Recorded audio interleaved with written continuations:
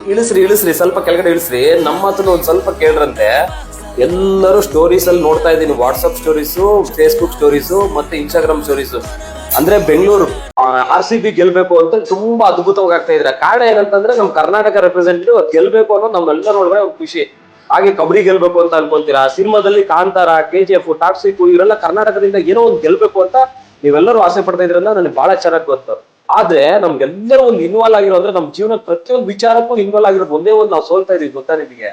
ನಾವು ಕರ್ನಾಟಕದಿಂದ ನಾವು ಎಲ್ಲರೂ ಪ್ರತಿಯೊಂದು ವಿಚಾರದಲ್ಲಿ ಪ್ರತಿಯೊಂದು ವಿಷಯದಲ್ಲೂ ಗೆಲ್ಬೇಕು ಅಂತಂದ್ರೆ ಒಂದೇ ಒಂದ್ ಕಾರಣ, ನಮ್ಮ ರಾಜಕೀಯನ ಬದಲು ಮಾಡ್ಬೇಕಂದ್ರೆ ರಾಜಕೀಯನ ಪ್ರಜಾಕೀಯಾಗಿ ಬದಲು ಮಾಡ್ಬೇಕು.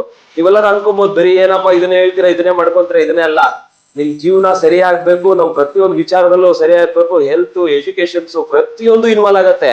ಒಂದ್ಸಲ ಯೋಚನೆ ಮಾಡಿ, ನಾವು ಕರ್ನಾಟಕದಿಂದ ನಾವು ಇದ್ರೊಳಗಡೆ ಗೆಲ್ತಾ ಇದೀವ ಅಂತೇಳಿ. ಇದ್ ಯಾವ್ದು ಮೂರು ನಮ್ ಜೀವನದಲ್ಲಿ ಇನ್ವಾಲ್ವ್ ಆಗಲ್ಲ. ನಾನು ಹೇಳಿದ್ನಲ್ಲ, ರಾಜಕೀಯ ಪ್ರಜಾಕೀಯ ಆಗೋದು ಇದು ಜೀವನದಲ್ಲಿ ಎಷ್ಟು ಇನ್ವಾಲ್ವ್ ಆಗುತ್ತೆ ಅಂತ ಒಂದು ನಿಮಿಷ ಕೂತ್ಕೊಂಡು ಯೋಚನೆ ಮಾಡ್ರಿ.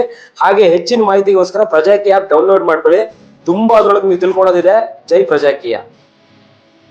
ಪ್ರಜೆಗಳಿಂದ ಪ್ರಜಾಕೀಯ, ಪ್ರಜೆಗಳಿಗಾಗಿ ಪ್ರಜಾಕೀಯ, ಪ್ರಜೆಗಳಿಗೋಸ್ಕರ ಪ್ರಜಾಕೀಯ. ಮಟ್ಟ